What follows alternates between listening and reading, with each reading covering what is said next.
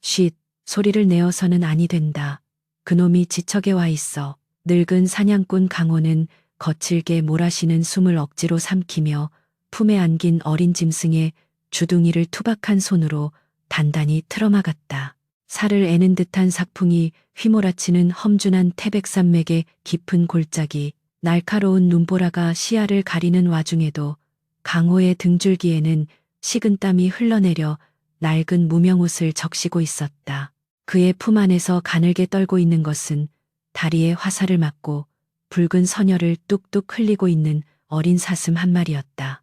짐승의 덥석거리는 심장 박동이 강호의 가슴팍으로 고스란히 전해져 왔는데 그것은 마치 죽음을 목전에 둔 생명의 처절한 절규와도 같아 강호의 마음을 후벼 팠다. 바위 너머에서는 눈을 밟는 뽀드득거리는 소리가 점점 더 크게 들려왔고 그 소리는 마치 저승사자의 발걸음처럼 강호의 귓가를 때리며 숨통을 조여왔다. 이 빌어먹을 짐승놈이 어디로 숨어든 게야. 분명 이 근처에서 핏자국이 끊겼는데 말이야. 걸걸하고 살기 등등한 목소리가 눈보라를 뚫고 들려오자 강호는 저도 모르게 사슴을 더욱 꽉 껴안았다. 목소리의 주인은 아랫마을의 악명 높은 밀렵군 만석이었다. 그는 산짐승을 잡으면 가죽을 벗기고 뼈를 발라내어 재배를 불리는 데에만 혈안이 된 사냥꾼이라기보다는 도살자에 가까운 위인이었다.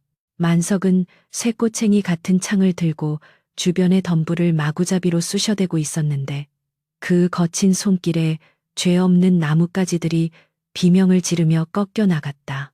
강호는 거대한 바위 틈새에 몸을 구겨 넣은 채 제발 이 눈보라가 자신들의 냄새와 흔적을 완벽하게 지워주기를 간절히 기도했다. 만석에게 들키는 날에는 이 어린 사슴은 물론이거니와 사냥터의 룰을 어기고 남의 사냥감을 가로챘다는 누명을 쓰고 강호 자신 또한 봉변을 당할 것이 뻔했기 때문이다. 만석의 발소리가 강호가 숨은 바위 바로 앞까지 다가왔을 때 강호는 눈을 질끈 감았다. 사슴의 상처에서 흐르는 비릿한 피 냄새가 코를 찔렀지만 다행히 매서운 칼바람이 그 냄새를 순식간에 계곡 아래로 흩뿌려 버렸다. 에이, 재수 없는 날이로군. 눈발이 이리 거세니 짐승놈 그림자도 찾을 수가 있나. 다 잡은 놈을 놓치다니 오늘은 공척구먼. 만석은 바위에 가래침을 뱉으며 신경질적으로 창을 땅에 꽂았다가 다시 뽑아들었다. 그의 거친 숨소리와 욕설이 바로 머리 위에서 맴돌았으나 천만다행으로 그는 바위 틈새를 들여다볼 생각은 하지 못한 채 발길을 돌렸다. 멀어지는 만석의 발자국 소리가 눈보라 소리에 파묻혀 완전히 사라질 때까지 강호는 돌부처처럼 굳어 미동조차 하지 않았다. 긴장이 풀리자 그제야 참았던 숨이 터져나오며 하얀 입김이 허공으로 피어올랐다. 강호는 떨리는 손을 놓아 사슴의 주둥이를 풀어주었다. 사슴은 겁에 질린 커다란 눈망울로 강호를 올려다보았는데 그 눈동자에는 인간에 대한 원망보다는 살려달라는 애처로운 호소가 담겨 있었다. 강호는 품속에서 주머니를 뒤져 지혈에 좋다는 약초 가루를 꺼냈다. 그리고는 자신의 옷자락을 찢어 사슴의 뒷다리에 밝힌 화살촉을 조심스럽게 뽑아냈다. 끙. 사슴이 고통에 몸부림치며 낮은 신음소리를 내었지만 강호는 능숙한 솜씨로 상처 부위를 누르고 약초를 뿌린 뒤 천으로 단단히 동여매었다. 미물이라도 목숨은 하나뿐인 것을 그 욕심 많은 놈에게 잡혔다면 뼈도 못 추렸을 게다. 어서 가거라. 멀리 도망쳐서 다시는 사람들 눈에 띄지 말거라. 강호의 투박한 목소리에는 짐승을 향한 깊은 연민과 따스함이 배어 있었다. 치료를 마친 사슴은 비틀거리며 일어서더니 도망치기 전 잠시 멈춰서서 강호를 빤히 응시했다. 검고 맑은 그 눈동자는 마치 사람의 마음을 꿰뚫어 보는 듯 신비로운 빛을 띠고 있었다. 사슴은 고개를 두어 번 주걱거리며 마치 감사의 인사를 전하는 듯한 신용을 하더니 이내 흰 눈이 덮인 숲속 깊은 곳으로 절뚝이며 사라져갔다. 하얀 설원 위에 남겨진 붉은 핏자국 위로 다시금 하얀 눈송이가 내려앉아 흔적을 지워가고 있었다. 사슴이 사라진 방향을 한참이나 바라보던 강호는 긴장이 풀리면서 몰려오는 극심한 피로감에 바위의 등을 기대고 주저앉았다. 늙고 지친 육신은 천근만근 무거웠고 뼈마디 사이사이로 스며드는 한기는 그가 더 이상 젊은 시절의 호랑이 잡던 포수가 아님을 뼈저리게 실감케 했다. 휴, 내 팔자도 참 기구하구나. 강호는 텅 빈 화살통과 낡은 활을 바라보며 깊은 한숨을 내쉬었다. 오늘 하루 종일 눈 덮인 산을 헤매었지만 얻은 것이라고는 빈손뿐이었다. 집에 돌아가면 병석에 누운 아내가 기다리고 있을 터였다. 끼니조차 잊기 힘든 가난 속에서 약 한 첩 제대로 써보지 못하고 시들어가고 있는 아내의 얼굴이 떠오르자 강호의 가슴은 맷돌에 갈리듯 아려왔다. 게다가 마을 사람들의 수군거림, 특히 만석과 같은 작자들이 던지는 비웃음은 강호의 가슴에 대모처럼 박혀 있었다. 쯧쯧, 강 영감도 이제 끝물이지. 자식 새끼 하나 없으니 저 늙은 몸으로 언제까지 산을 탈 텐가? 대가 끊긴 집안이니 제사 지내줄 사람도 없을 테고. 쯧쯧. 강호의 나이 어느덧 60을 훌쩍 넘겨 칠순을 바라보고 있었다. 남들은 손자들의 재롱을 보며 여생을 편안히 보낼 나이였지만 강호에게는 슬하에 혈육한 점이 없었다. 젊은 시절 아내와 금슬은 좋았으나 하늘이 무심한 탓인지 아이가 들어서지 않았다. 백방으로 용하다는 약을 구해 먹고 치성을 들여보았지만 삼신할미는 끝내 점지해주지 않았다. 대가 끊긴다는 것은 유교 사회에서 가장 큰 불효요. 늙어서 의탁할 곳이 없다는 것은 죽음보다 더한 공포였다. 강호는 자신의 늙고 거친 손을 내려다보았다. 평생을 산과 더불어 살아오며 짐승의 피를 묻혀온 업보 탓인가 싶어 괴로워하던 밤이 얼마나 많았던가. 그러나 오늘 그 어린 사슴을 살려보낸 것은 그 업보를 조금이라도 씻고자 함이었을까? 아니면 그저 죽어가는 생명에 대한 본능적인 측은지심이었을까? 눈보라가 조금 잦아들자 강호는 지팡이를 짚고 힘겹게 몸을 일으켰다. 해가 지기 전에 하산을 서둘러야 했다. 밤이 되면 산은 인간의 영역이 아닌 맹수들의 세상으로 변하기 때문이었다. 앙상한 나뭇가지들이 바람에 흔들리며 기괴한 춤을 추었고 어디선가 부엉이 우는 소리가 처량하게 들려왔다. 강호는 무거운 발걸음을 옮기며 눈 덮인 산길을 내려가기 시작했다. 그의 낡은 집시는 이미 눈에 젖어 얼어붙어 있었고 동상에 걸린 발가락은 감각이 없어진 지 오래였다. 하지만 육체의 고통보다 더 그를 괴롭히는 것은 마음속 깊은 곳에 자리 잡은 고독과 절망감이었다. 내 죽고 나면 누가 내 무덤에 술 한 잔 부어줄꼬. 강호의 혼잣말이 하얀 입김이 되어 허공으로 흩어졌다.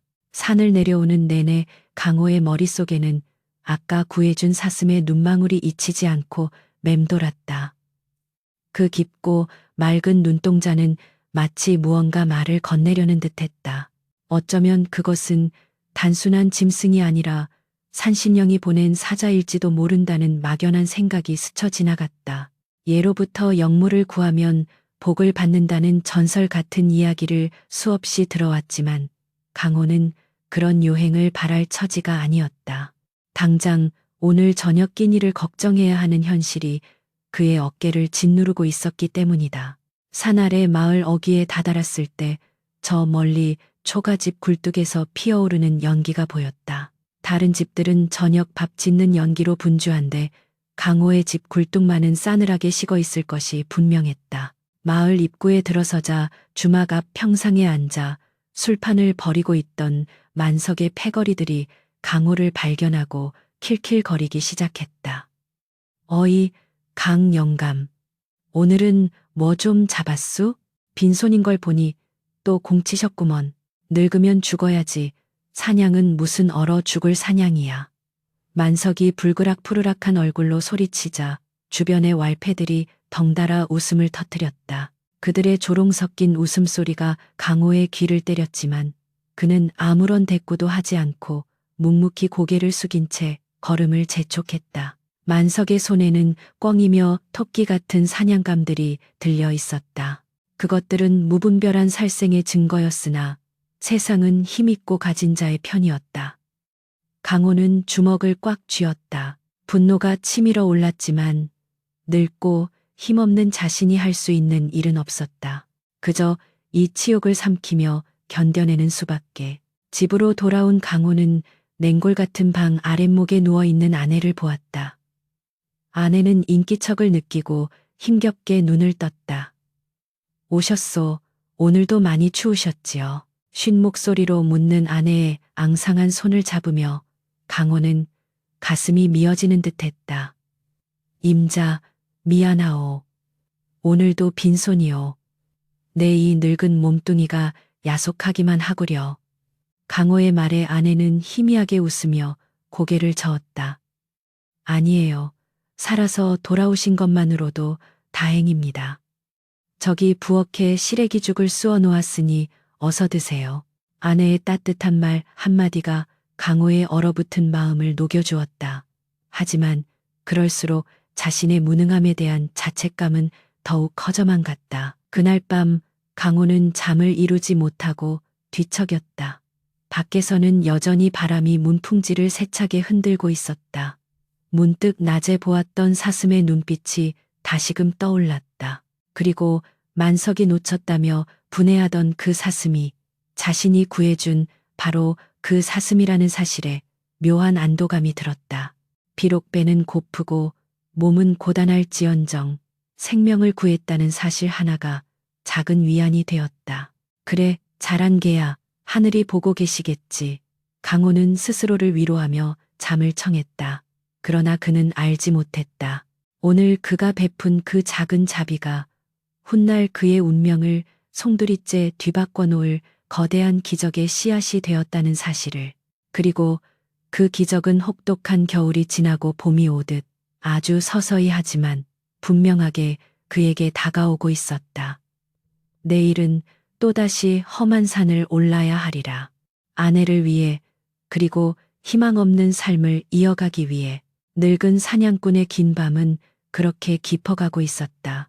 그날 이후 강호의 육신은 마치 썩은 고목나무처럼 급격히 무너져 내리기 시작했다. 아침에 눈을 뜨면 천근만근 무거운 맷돌이 온몸을 짓누르는 듯하여 자리에서 일어나는 것조차 버거웠다. 평생을 자신의 손발처럼 부려왔던 활은 이제 남의 물건인 양낯설고 무거웠으며 시위를 당기려 할 때마다 손끝이 사시나무 떨리듯 요동쳐 관역은커녕 제 발등을 쏠 지경이었다. 뼈마디 사이사이로 스며든 냉기는 한여름 아궁이 불 앞에서도 가시지 않았고 조금만 걸어도 숨이 턱 밑까지 차올라 쇳소리가 났다. 강호는 마당 한 구석에 놓인 낡은 활을 멍하니 바라보며 탄식했다. 이제 정말 갈 때가 된 모양이구나. 호랑이를 잡던 기계는 온데간데 없고 늙고 병든 껍데기만 남았으니 그것은 단순히 나이가 들어가는 서글픔이 아니었다. 사냥꾼으로서의 생명이 끝났다는 사형 선고와도 같은 절망감이 그의 영혼을 갉아먹고 있었다. 마을로 내려가는 길은 가시밭길보다 더 고통스러웠다. 육체의 고통보다 더 견디기 힘든 것은 사람들의 시선과 비수처럼 날아와 밝히는 말들이었다. 장터 어귀에 들어서자마자 좌판에 앉아 막걸리를 들이키던 만석이 강호를 발견하고는 이내 입꼬리를 비죽이며 주위 사람들에게 들으라는 듯 큰 소리로 떠들어댔다. 어이쿠, 저기 천하장사 강포수 나으리께서 납시었네. 오늘은 또 빈지게만 지고 오셨나? 아, 맞다. 지난번에 다 잡은 사슴도 놓치고 엉덩방아만 찧었다지 아마? 만석의 빈정거림에 주변 왈패들이 낄낄거리며 맞장구를 쳤다. 형님, 말도 마십시오. 이제 활은 고사하고 지팡이 없으면 걷지도 못하는 송장이 다 되었습니다. 쯧쯧 불쌍도 하지. 그들의 조롱은 강호의 가슴을 후벼 파는 날카로운 칼날과도 같았다. 강호는 못 들은 척 고개를 숙이고 걸음을 재촉했으나 만석은 끈질기게 그의 뒤통수에 대고 독설을 퍼부었다. 보아하니 자식 농사도 망치고 사냥질도 끝장났으니 이제 굶어 죽을 날만 받아놓은 꼬리구먼. 대가 끊긴 집구석에 무슨 낙이 있겠어. 죽어서 제사상에 물 한 그릇 올려줄 놈도 없으니 저 영감 신세가 참으로 처량타 처량해. 대가 끊긴 집안, 그 말은 강호가 평생을 안고 살아온 가장 큰 멍해이자 씻을 수 없는 수치였다. 유교법도가 서리빨 같은 세상에서 대를 이을 아들이 없다는 것은 칠거지약이요. 조상님 뵐 면목이 없는 불효막심한 죄인이었다. 강호의 주먹이 부들부들 떨렸지만 그는 입술을 꽉 깨물어 피를 삼킬 뿐이었다. 늙고 힘없는 그가 할 수 있는 반항이라고는 그저 침묵으로 이 치욕을 견디는 것뿐이었다. 집으로 돌아오는 길, 강호의 어깨는 천진만 짐을 진 듯 축 처져 있었다. 해는 뉘엿뉘엿 서산으로 넘어가고 있었고 붉은 노을이 그의 굽은 등을 비추어 긴 그림자를 드리웠다. 마을 사람들의 웃음소리가 환청처럼 귓가에 맴돌아 머리가 지끈거렸다. 대문을 열고 들어서자 마당에는 잡초만 무성했고 휑한 기운이 감돌았다. 임자, 나 왔소.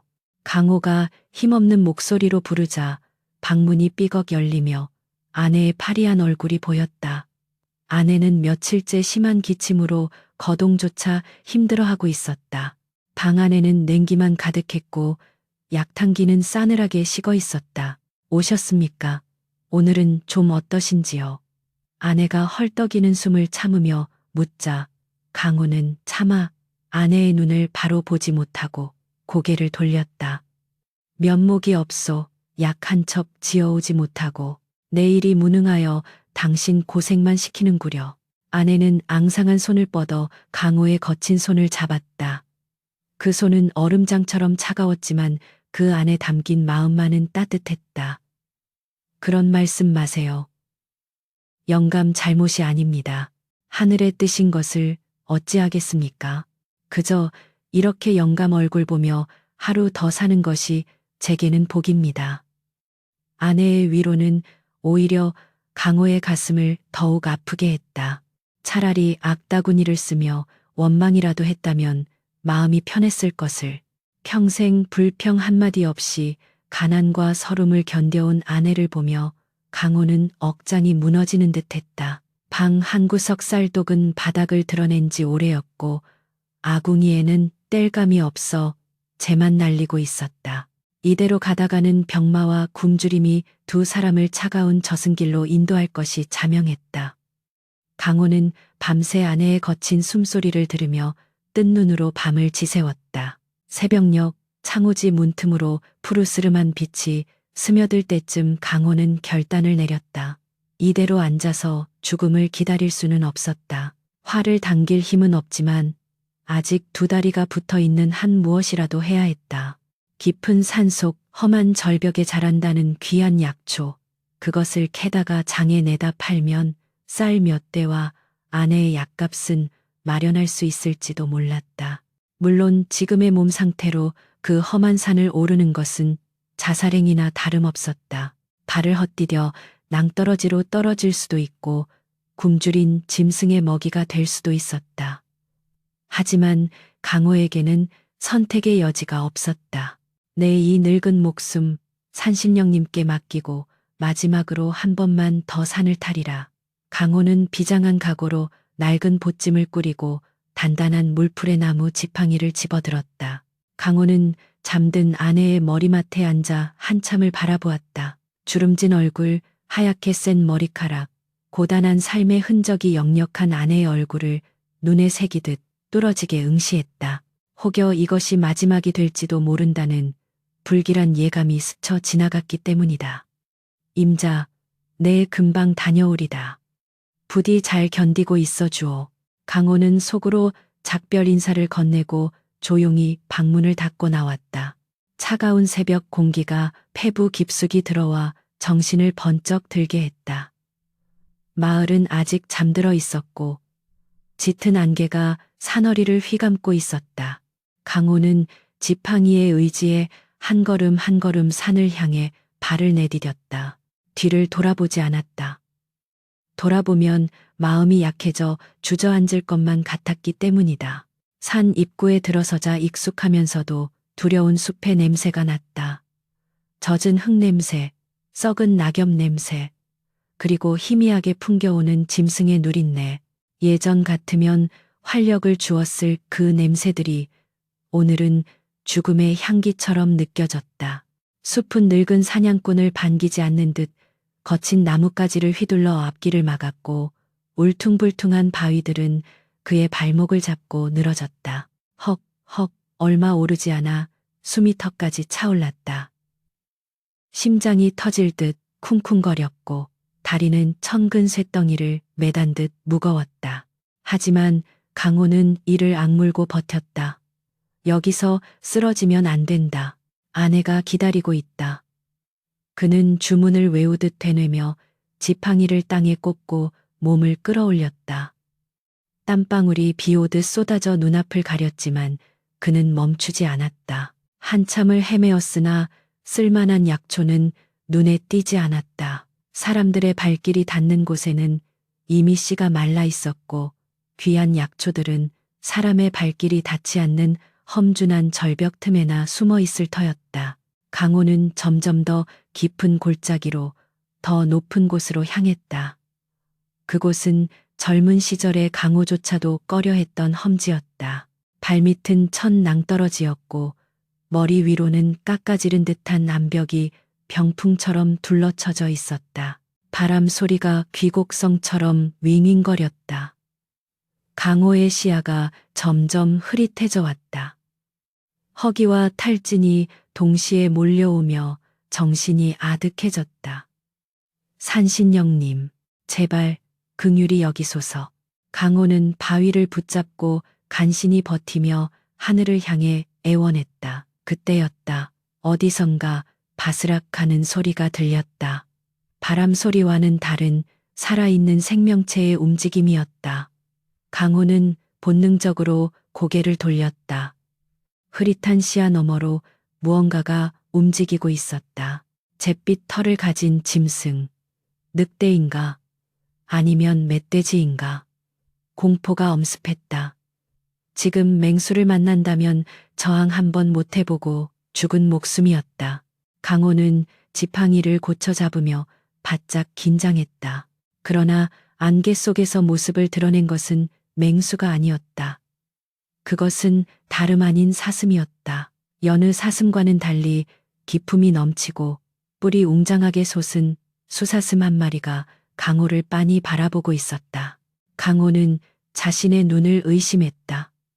설마 그 사슴은 놀랍게도 며칠 전 강호가 만석의 소나귀에서 구해준 그 어린 사슴과 닮아 있었다.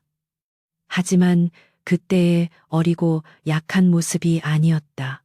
불과 며칠 사이에 몇 년은 자란 듯 덩치가 커졌고 털에서는 은은한 광채가 뿜어져 나오고 있었다.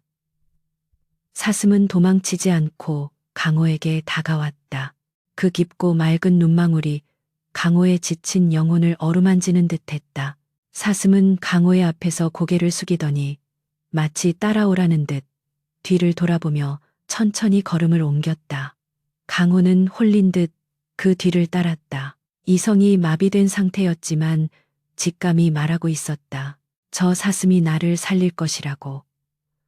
혹은 저 사슴을 따라가는 길이 내 마지막 길이라 할지라도 후회는 없으리라고. 사슴은 사람이 다니는 길이 아닌 짐승들만이 아는 은밀한 짐승길로 강호를 인도했다.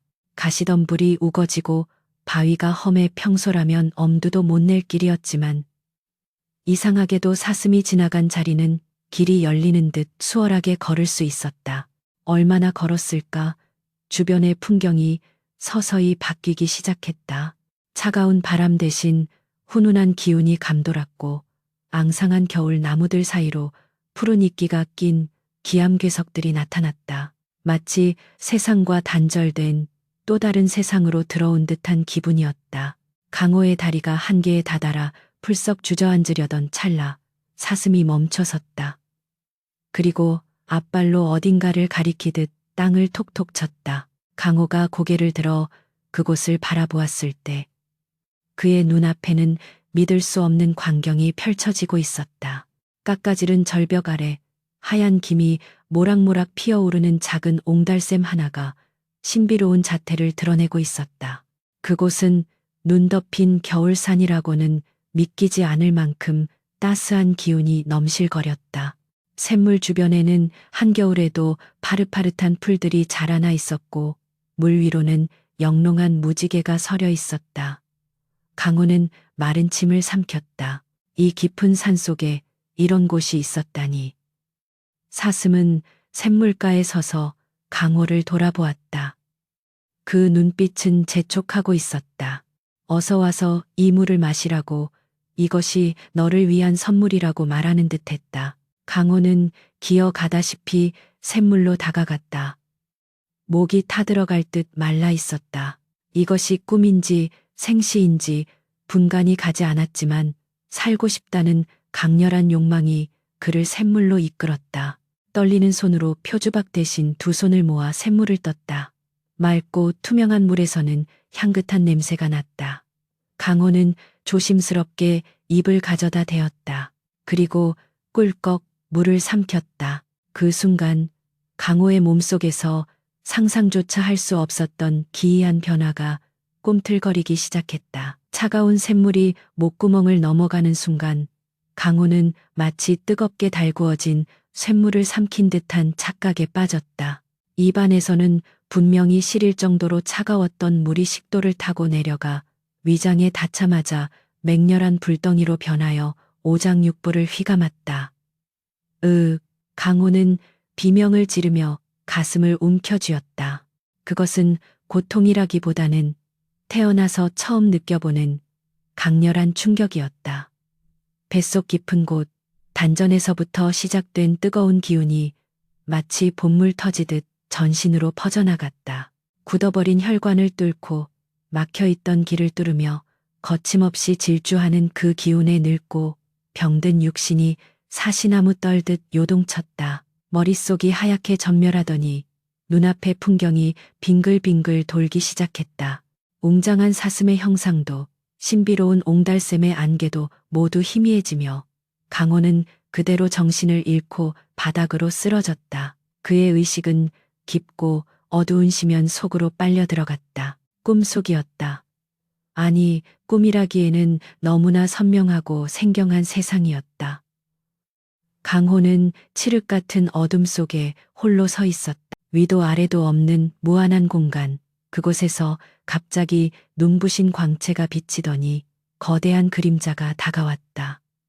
그것은 산만한 크기의 백색 사슴이었다. 뿔에서는 찬란한 서광이 비치고 있었고 털은 은하수처럼 반짝였다. 사슴은 우레와 같은 그러나 지극히 부드러운 목소리로 강호의 머릿속에 직접 말을 걸어왔다. 어리석지만 착한 인간이여. 너는 내 목숨보다 미물의 생명을 귀히 여겼으니 그 선한 마음이 하늘에 닿았다. 강호는 그 압도적인 기운에 눌려 납작 엎드렸다. 산신령님, 저는 그저.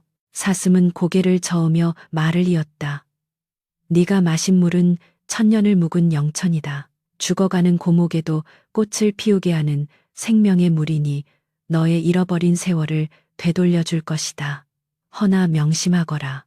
과한 욕심은 화를 부르는 법. 얻은 것에 감사하고 베풀며 살지 않으면 이 축복은 저주가 되어 돌아올 것이다. 사슴의 말이 끝나자마자 눈부신 빛이 폭발하며 강호의 몸을 감쌌다. 헉, 강호는 거친 숨을 몰아쉬며 눈을 번쩍 떴다. 정신을 차려보니 여전히 안개자욱한 골짜기의 옹달샘 옆이었다. 얼마나 시간이 흘렀는지 가늠할 수 없었다. 해는 이미 중천에 떠 있는 듯 안개 위로 밝은 빛이 스며들고 있었다. 강호는 조심스럽게 몸을 일으켰다. 그런데 무언가 이상했다. 평소 같으면 일어날 때마다 허리에서 우두둑 소리가 나고 무릎이 쑤셔 한참을 끙끙거려야 했건만 지금은 마치 솜털처럼 가볍게 몸이 튀어올랐다. 이게 무슨. 강호는 자신의 손을 내려다보았다. 거칠고 검버섯이 가득했던 손등의 피부가 팽팽하게 당겨져 있었고 손가락 마디마디에 힘이 넘쳐 흘렀다. 그는 믿을 수 없어 자리에서 벌떡 일어났다. 지팡이 없이 두 발로 땅을 딛고 섰는데도 다리가 전혀 후들거리지 않았다. 아니, 오히려 끓어오르는 힘을 주체할 수 없어 당장이라도 산을 뛰어오르고 싶은 충동이 일었다. 강호는 떨리는 손으로 얼굴을 더듬었다. 움푹 패었던 볼살이 차오르고 쭈글쭈글하던 이마에 주름이 펴진 것이 손끝으로 느껴졌다. 그는 황급히 샘물에 얼굴을 비추어 보았다. 수면 위에는 낯선, 그러나 아주 그리운 사내의 얼굴이 비치고 있었다. 백발이 성성했던 머리카락은 검은 칠을 한 듯 흑발로 변해가고 있었고 흐리멍덩했던 눈동자는 호랑이처럼 형형하게 빛나고 있었다. 그것은 30년 전 태백산을 호령하던 젊은 시절 강호의 모습이었다. 세상에 이런 일이. 강호는 자신의 볼을 꼬집어 보았다. 아팠다. 꿈이 아니었다. 환희와 충격에 휩싸여 멍하니 서 있던 강호의 뇌리에 문득 아내의 얼굴이 스쳤다. 임자.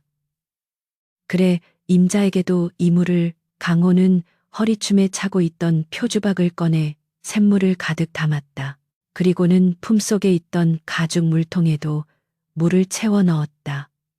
단 한 방울이라도 흘릴세라 조심스럽게 마개를 막은 그는 사슴이 사라진 숲을 향해 큰 절을 올렸다. 산신령님, 이 은혜 평생 잊지 않고 갚으며 살겠습니다. 감사합니다. 절을 마친 강호는 뒤도 돌아보지 않고 산을 내려가기 시작했다. 내려가는 길은 올라올 때와는 딴판이었다. 강호는 마치 날개 달린 짐승처럼 산길을 내달렸다. 바위를 훌쩍 뛰어넘고 가시덤불을 헤치고 나가는 그의 몸놀림에는 거침이 없었다. 숨이 차기는커녕 뛰면 뛸수록 가슴속이 시원하게 뚫리는 기분이었다. 지팡이는 이미 산 중턱 어딘가에 내던져버린 지 오래였다. 그 험한 짐승길을 단숨에 주파하고 사람이 다니는 산길로 접어들었을 때도 그의 속도는 줄지 않았다. 지나가던 다람쥐가 놀라 도망칠 정도로 그의 발걸음은 바람보다 빨랐다. 마을 어귀에 도착했을 때는 이미 해가 뉘엿뉘엿 지고 어둠이 깔리기 시작한 무렵이었다. 집에 도착한 강호는 살인문을 박차고 들어갔다. 임자, 나 왔소. 그의 목소리는 우렁차고 힘이 있었다. 방문을 열자 어두컴컴한 방 안에서 아내가 힘겹게 기침을 하고 있었다. 콜록콜록. 영감, 이제 오십니까? 너무 늦으셔서 무슨 병고라도 생긴 줄 알고. 아내는 가쁜 숨을 몰아쉬며 고개를 들었다. 어둠 속이라 아내는 강호의 변화를 눈치채지 못했다. 강호는 서둘러 호롱불을 켰다. 불빛이 방 안을 밝히자 아내의 눈이 휘둥그레졌다. 눈앞에 서 있는 남자는 분명 자신의 남편이었지만 어딘가 달랐다. 굽었던 허리는 꼿꼿하게 펴져 있었고 얼굴에는 생기가 넘쳐 흘렀다. 영감, 얼굴이 왜 그리? 설명은 나중에 하리다. 일단 이것부터 마셔보구려. 어서. 강호는 아내의 입에 가죽 물통을 대고 물을 흘려 넣어 주었다. 아내는 영문을 모른 채 남편이 주는 대로 물을 받아 마셨다. 꿀꺽꿀꺽. 물이 넘어가자 아내 역시 강호가 겪었던 것과 똑같은 반응을 보였다. 아, 뜨거워라. 영감, 이게 무슨 물입니까?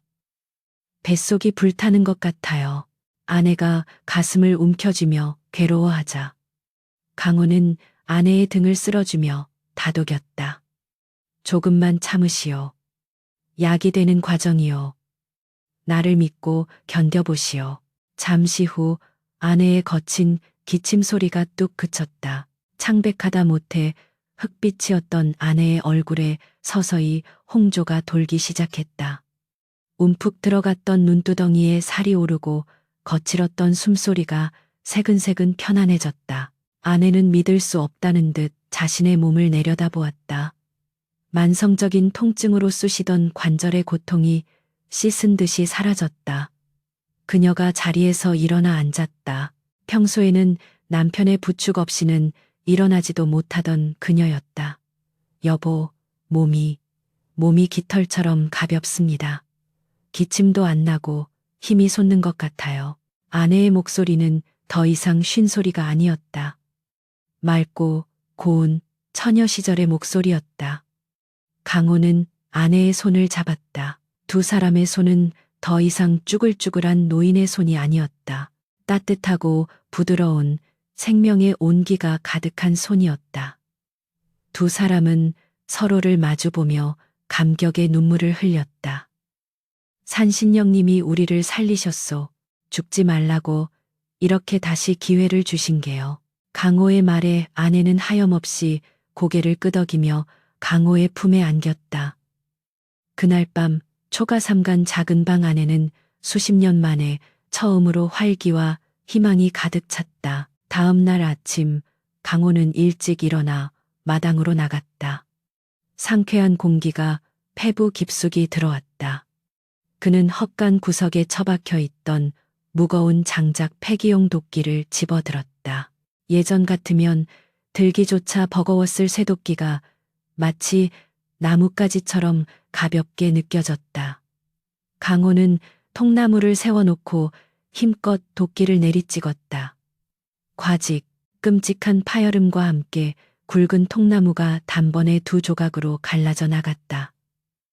그 소리가 어찌나 컸던지 담벼락 너머까지 쩌렁쩌렁 울려 퍼졌다. 강호는 신이 나서 멈추지 않고 계속해서 장작을 팼다. 30년 묵은 체증이 내려가는 듯한 쾌감이었다. 땀방울이 맺힌 그의 이마와 팔뚝에는 단단한 근육이 꿈틀거렸다. 그때 살인문 너머로 누군가 기웃거리는 기척이 느껴졌다. 만석이었다. 그는 어젯밤 강호가 빈손으로 돌아왔는지 아니면 산에서 죽었는지 확인하러 온 참이었다. 그런데 마당에서 들려오는 소리가 심상치 않아 담장 너머로 몰래 훔쳐보고 있었던 것이다. 만석의 눈이 튀어나올 듯 커졌다. 아니, 저게 누구야? 분명 강영감 집인데. 마당에서 우통을 젖히고 무시무시한 힘으로 장작을 패고 있는 사내의 뒷모습은 분명 강호였지만 그 기세는 늙은이가 아니었다. 검어진 머리카락, 팽팽한 피부, 그리고 도끼질 한 번의 통나무가 박살나는 괴력. 만석은 자신의 눈을 비비고 다시 보았다. 틀림없는 강호였다. 며칠 전만 해도 지팡이 없이는 걷지도 못하던 송장 같던 노인이 하룻밤 사이에 천하장사가 되어 있는 것이었다. 이게 무슨 조화속이야? 산삼이라도 캐먹은 건가? 아니야, 산삼을 10뿌리 먹어도 저렇게 되지는 않아. 만석의 머릿속이 빠르게 돌아가기 시작했다. 놀라움은 곧 의심으로, 의심은 다시 걷잡을 수 없는 탐욕으로 변질되었다.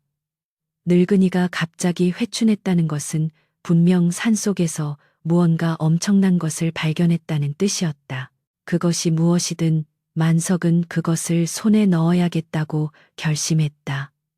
흐흐흐, 강영감, 혼자서만 좋은 걸 잡수셨다 이거지? 어디 두고 보자고. 만석은 비열한 웃음을 흘리며 살금살금 물러났다. 그의 눈빛에는 짐승을 노리는 독사 같은 살기가 번뜩이고 있었다. 한편 강호와 아내는 마을 사람들의 눈을 피해 최대한 집안에 머물며 변화된 몸을 감추려 했었다. 하지만 송곳은 주머니를 뚫고 나오는 법이었다. 며칠 뒤 장날이 되어 어쩔 수 없이 쌀을 사러 나갔던 아내의 모습에 마을 안악들이 수군거리기 시작했다. 어머, 저기 강포순의 안 사람 아니야? 다 죽어간다더니 얼굴이 왜 저렇게 좋아? 그러게 말이야. 피부가 백옥 같네. 무슨 보약이라도 먹었나?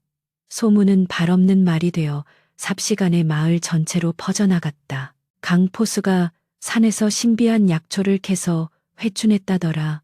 아니다. 금덩이를 주워서 보약을 다려 먹었다더라. 하는 온갖 추측이 난무했다.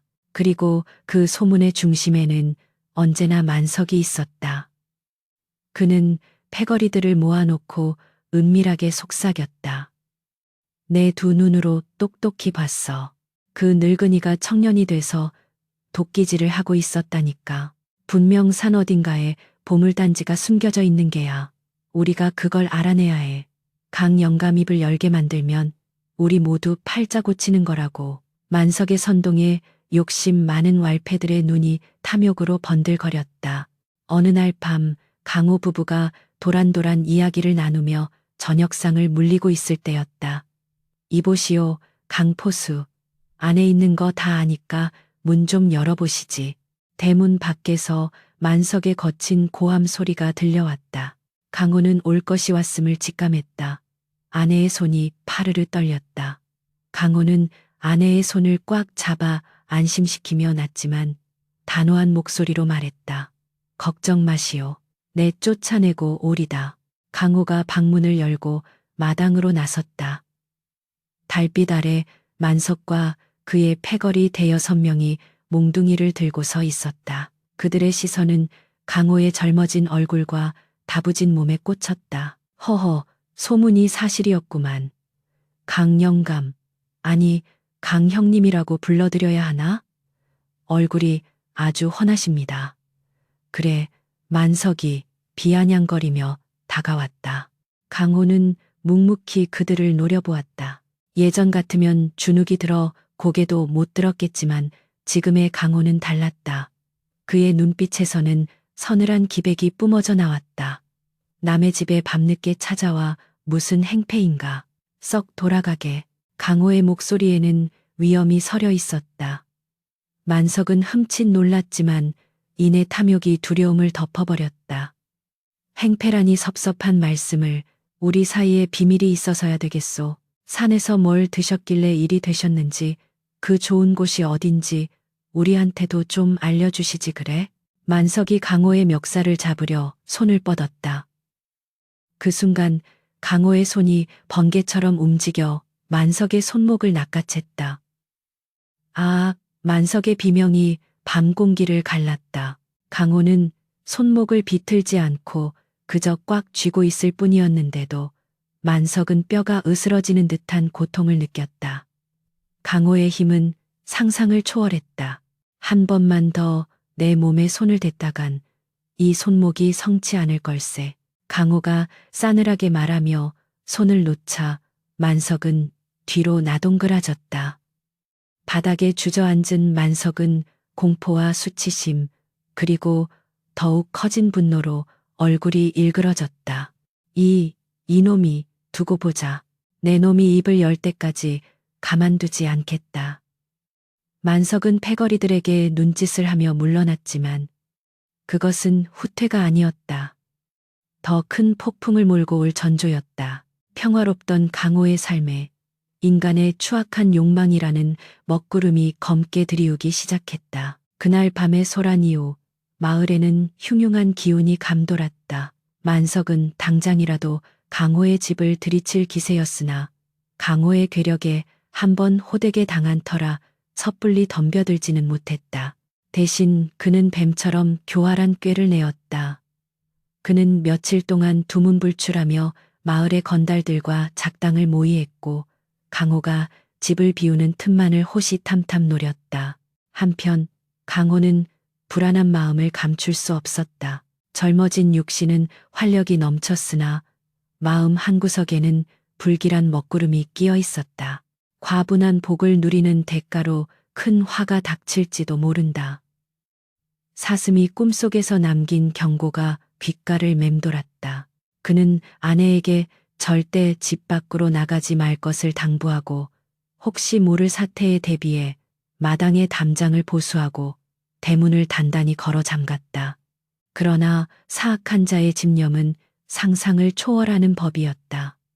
사흘 뒤 강호가 땔감을 마련하기 위해 잠시 뒷산 언덕에 올랐을 때였다. 마을 쪽에서 비명소리가 들려왔다. 익숙한 그리고 사무치게 그리운 목소리였다. 영감, 영감, 피하세요. 강호의 심장이 덜컥 내려앉았다. 그는 도끼를 집어던지고 미친 듯이 집을 향해 달렸다. 살인문은 박살이 나 있었고 마당에는 집기들이 어지럽게 널려 있었다. 그리고 그 한가운데에 만석이 시퍼런 식칼을 아내의 목에 겨눈 채 비열한 웃음을 흘리고 있었다. 그의 주변에는 십수명의 건달들이 몽둥이와 낫을 들고 강호를 에워쌌다. 비겁한 놈, 아녀자를 인질로 잡다니 내 놈이 그러고도 사내냐. 강호가 벼락같이 고함을 질렀다. 그의 눈에서 불꽃이 튀었다. 하지만 만석은 꿈쩍도 하지 않았다. 흐흐흐, 사내대장부가 목적을 위해서는 수단과 방법을 가리지 않는 법이지. 강형님, 힘으로야 내가 당할 수 없겠지만 이 늙은 여편네의 목숨은 내 손가락 하나에 달려 있다는 걸 명심하시오. 만석이 칼날을 아내의 목에 바짝 들이대자 붉은 핏방울이 맺혔다.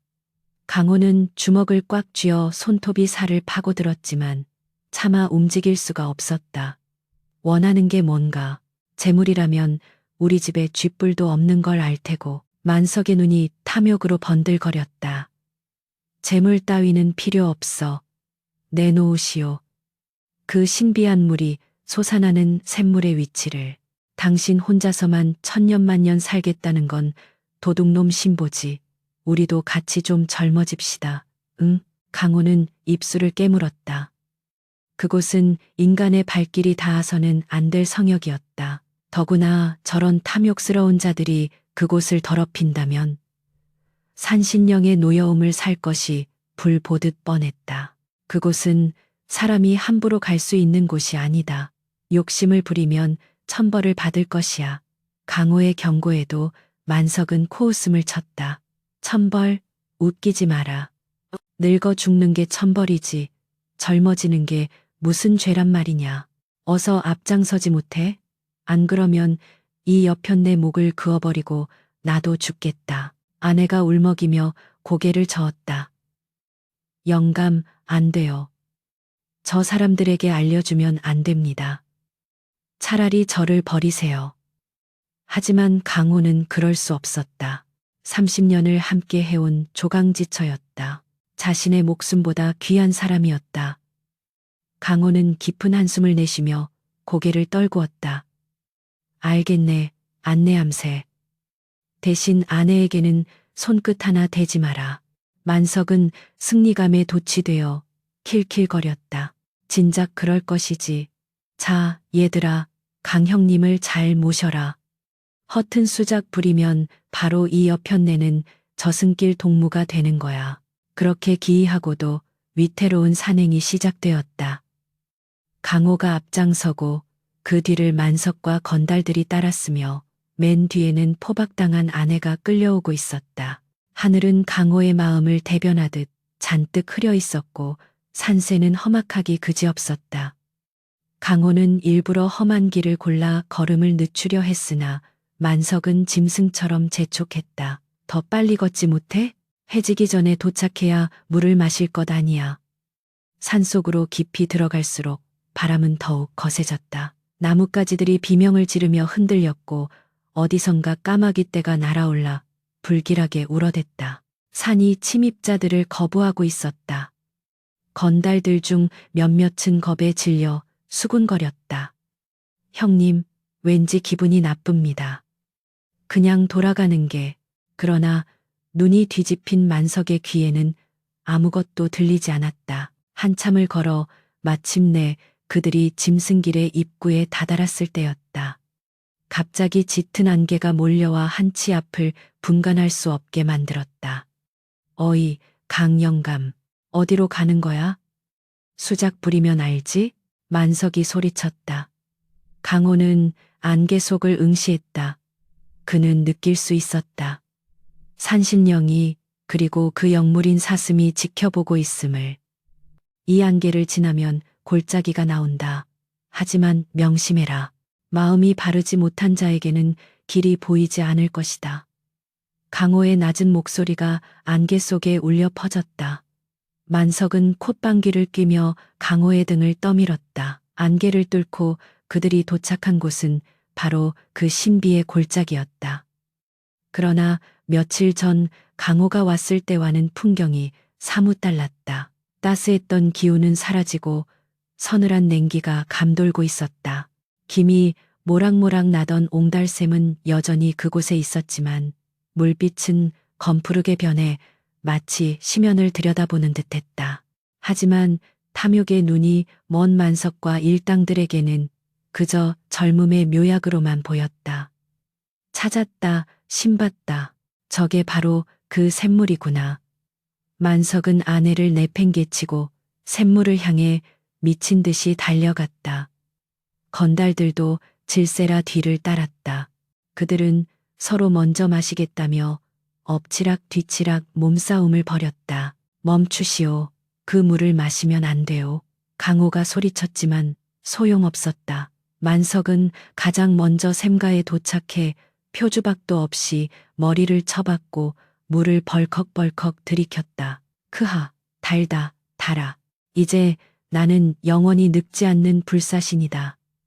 그가 광소를 터뜨리며 고개를 들었을 때였다. 갑자기 골짜기 전체가 웅웅거리며 진동하기 시작했다. 땅이 울리고 절벽 위의 바위들이 굴러떨어지는 소리가 천둥처럼 들려왔다.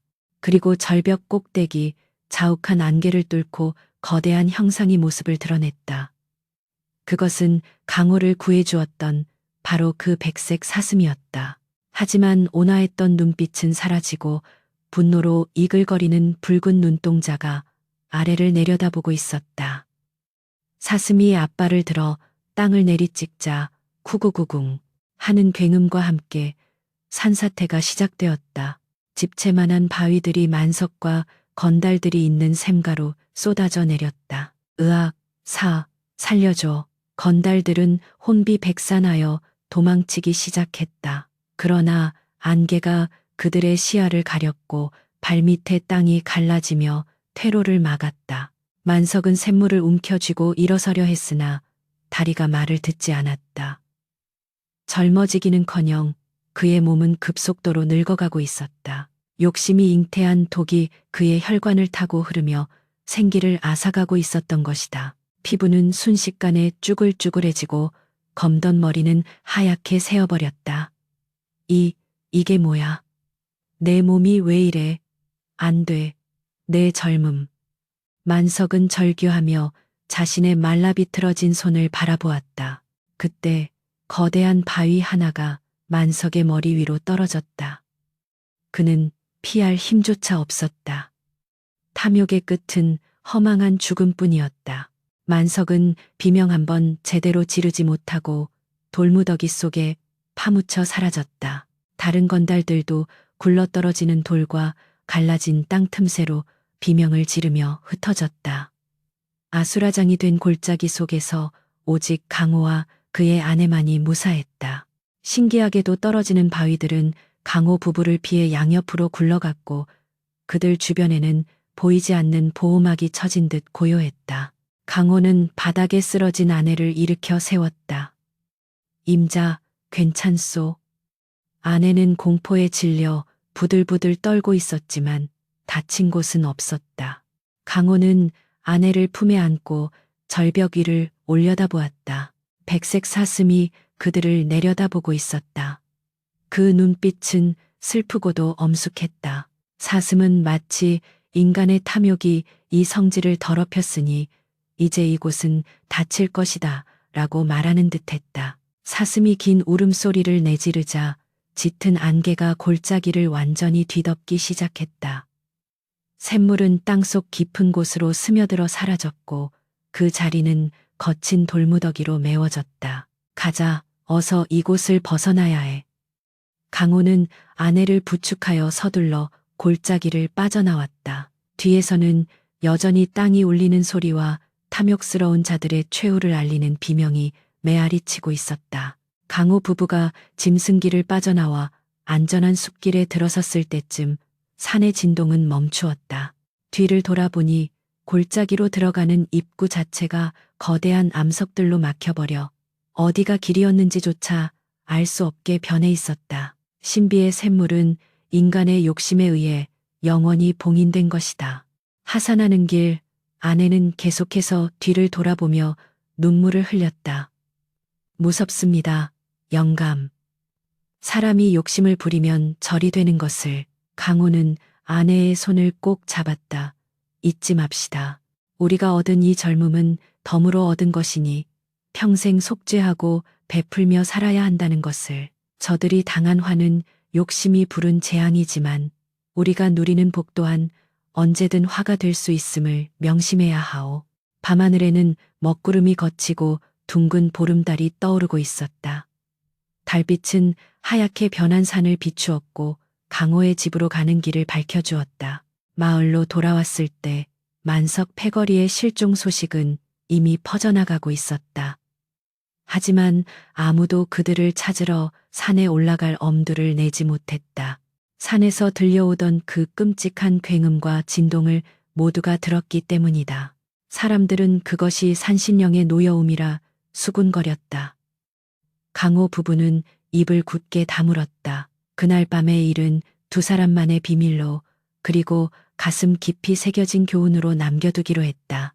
집에 도착한 강호는 마당에 정화수를 떠놓고 달을 향해 비를 빌었다.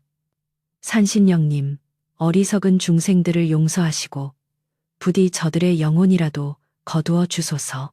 그리고 저희 부부, 남은 생은 티끌만 한 욕심도 없이 맑게 살아가겠습니다. 강호의 기도는 밤새도록 이어졌다. 그의 젊어진 얼굴 위로 참회의 눈물이 흘러내렸다.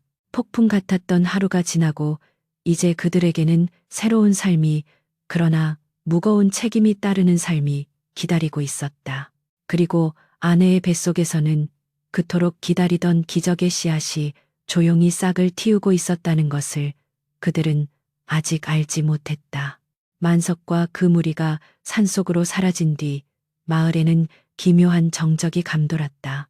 처음 며칠간은 실종된 이들을 찾는 가족들의 울음소리가 끊이지 않았으나 산에서 들려오던 천둥 같은 굉음과 갑작스럽게 변해버린 골짜기의 지형을 목격한 사람들은 하나둘씩 입을 다물었다.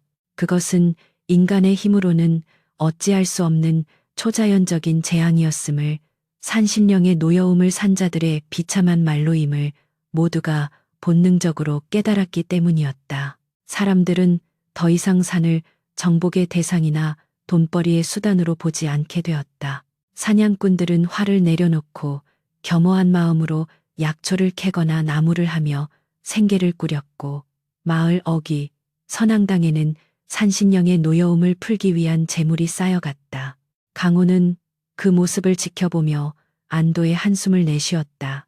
비극은 끝났고 이제 세상은 다시 순리대로 돌아가고 있었다. 강호 부부는 누구보다 몸을 낮추고 조용히 지냈다. 갑자기 얻은 젊음과 활력은 남들이 보기에는 부러움의 대상이었으나 그들에게는 언제 깨어질지 모르는 살얼음판과도 같은 무거운 책임이었다. 강호는 더 이상 사냥을 하지 않았다. 대신 황무지를 개간하여 밭을 일구고 남는 힘으로 마을의 꾸준히를 도맡아 처리했다. 무너진 담장을 고쳐주고 거동이 불편한 노인들의 땔감을 해다주는 강호의 모습에서 예전의 무기력하고 가난에 찌들었던 늙은이의 그림자는 찾아볼 수 없었다. 아내 또한 바느질과 품팔이로 알뜰살뜰 살림을 불려나갔다. 부부는 매일 아침 저녁으로 마당 한 구석에 정화수를 떠놓고 자신들에게 생명을 나누어준 백색 사슴과 산신령에게 감사의 기도를 올리는 것을 잊지 않았다. 욕심 부리지 않고 베풀며 살겠습니다.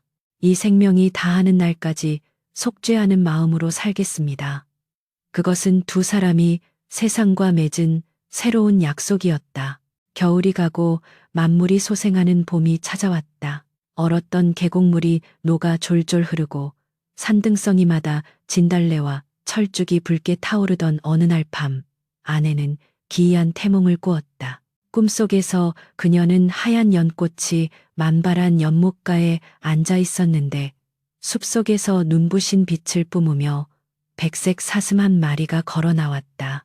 사슴은 입에 물고 있던 탐스러운 복숭아 하나를 그녀의 치마폭에 살포시 놓아주더니 깊고 맑은 눈으로 한번 쳐다보고는 호련히 사라졌다. 잠에서 깬 아내의 몸에서는 은은한 향기가 났다.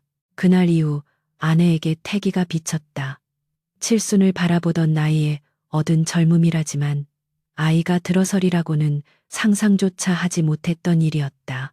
의원이 맥을 짚고 임신임을 알렸을 때 강호는 아내의 손을 잡고 펑펑 울었다.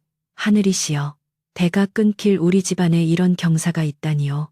그것은 샘물을 마시고 젊어진 것보다 더 큰 기적이었고 진정한 축복이었다. 10달이 지나고 첫눈이 내리던 날 우렁찬 아기 울음소리가 강호의 초가집 담장을 넘어 마을 전체로 퍼져나갔다. 응애, 응애, 사내아이였다. 아이는 강호의 젊은 시절을 쏙 빼닮아 이목구비가 뚜렷하고 골격이 장대했다. 마을 사람들은 모두 몰려와 이 늦깎이 등남을 축하해 주었다. 이건 정말 하늘이 내린 아이야. 강포수 부부가 착하게 사니까 복을 받은 게지. 사람들은 입을 모아 칭송했다. 강호는 아이의 이름을 보은이라 지었다. 사슴의 은혜를 갚고 세상의 은혜를 갚으며 살라는 뜻이었다. 아이를 품에 안은 강호의 눈시울이 붉어졌다. 자신의 핏줄이 이어진다는 감격, 그리고 지켜야 할 소중한 존재가 생겼다는 책임감이 그의 가슴을 벅차오르게 했다. 보은이는 무럭무럭 자라났다.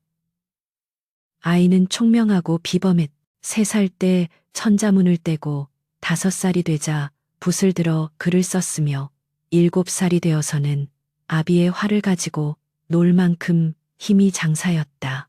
그러나 무엇보다 강호의 마음을 흡족하게 한 것은 아이의 고운 심성이었다. 보은이는 길가에 핀 꽃 한 송이도 함부로 꺾지 않았고 다친 짐승을 보면 그냥 지나치지 못하고 치료해 주었다. 어느 날 강호가 보은이를 데리고 뒷산에 올랐을 때였다. 보은이는 덫에 걸린 토끼를 발견하고는 고사리 같은 손으로 덫을 풀어주었다. 아버님, 생명은 모두 소중한 것이지요. 이 토끼에게도 기다리는 가족이 있을 테니까요. 그 모습을 본 강호는 흐뭇한 미소를 지으며 아이의 머리를 쓰다듬었다. 그렇고 말고 내 말이 100번 옳다. 힘은 약한 것을 괴롭히라고 있는 것이 아니라 지키라고 있는 것이다. 너는 이 아비보다 훨씬 훌륭한 사내가 되겠구나. 세월은 유수와 같이 흘렀다. 강호와 아내가 샘물을 마시고 얻은 젊음도 영원하지는 않았다. 시간이 지나면서 그들의 머리에는 다시 서리가 내리고 얼굴에는 주름이 하나둘 늘어갔다. 하지만 예전처럼 병들고 초라한 늙음이 아니었다. 열심히 일하고 정직하게 살아온 자만이 가질 수 있는 훈장과도 같은 아름다운 노년이었다. 강호 부부는 늙어가는 것을 슬퍼하지 않았다. 그들의 젊음은 아들 보은이에게로 고스란히 이어졌기 때문이었다. 보은이는 과거에 급제하여 마을 원님이 되었고 청렴결백한 관리로서 백성들의 칭송을 한 몸에 받았다. 그는 아버지가 가르쳐준 대로 항상 낮은 곳을 살피고 억울한 자가 없도록 정사를 돌보았다. 강호의 집안은 비로소 명문가로서의 기틀을 다지게 되었다. 어느 화창한 가을날 백발이 성성한 강호는 집 앞 대청마루에 앉아 있었다. 그의 무릎에는 어린 손주들이 매달려 재롱을 부리고 있었다. 할아버지, 옛날 이야기 해주세요. 그 하얀 사슴 이야기요. 손주들의 성화에 강호는 허어 웃으며 부채를 펼쳤다. 그래, 그래, 어디 보자. 아주 먼 옛날 눈보라가 치는 깊은 산속에 마음씨 착한 사냥꾼이 살았단다. 강호의 낮은 목소리가 가을 바람을 타고 흘러갔다. 손주들은 눈을 반짝이며 할아버지의 이야기에 귀를 기울였다. 이야기를 하는 강호의 시선은 멀리 보이는 태백산의 봉우리에 머물렀다. 그곳 어딘가에 이제는 전설이 되어버린 신비의 샘물과 백색 사슴이 여전히 존재하고 있을 것만 같았다. 얘들아, 잘 듣거라. 세상에 공짜는 없단다. 내가 베푼 작은 친절이 돌고 돌아 나에게 큰 복으로 돌아오는 것이고, 욕심을 부리면 그 욕심이 결국 나를 삼키는 법이란다. 그 사슴은 할아버지에게 그저 젊음을 준 것이 아니라 사람답게 사는 법을 가르쳐 준 스승이었단다. 강호가 말을 맺자 손주 하나가 물었다. 그럼 그 사슴은 지금 어디 있어요? 강호는 빙그레 웃으며 손주의 가슴에 손을 얹었다. 착한 마음을 가진 사람의 마음 속에 늘 살아있단다. 너희들이 바르게 자란다면 언젠가 너희들도 그 사슴을 만날 수 있을 게다. 해는 서산으로 뉘엿뉘엿 넘어가며 온 세상을 황금빛으로 물들였다. 부엌에서는 며느리와 아내가 저녁 밥 짓는 구수한 냄새가 피어올랐고, 관아에서 일을 마친 아들 보은이가 살인문을 들어서며 아버님 다녀왔습니다 하고 밝게 인사했다. 강호는 지그시 눈을 감고 미소 지었다. 평생을 가난과 서름 속에서 살았던 지난 날들이 주마등처럼 스쳐 지나갔다. 그러나 지금 그의 곁에는 사랑하는 가족과 평온한 행복만이 가득했다. 죽음의 문턱에서 만난 기적, 그리고 그 기적을 욕망이 아닌 사랑으로 지켜낸 결과였다.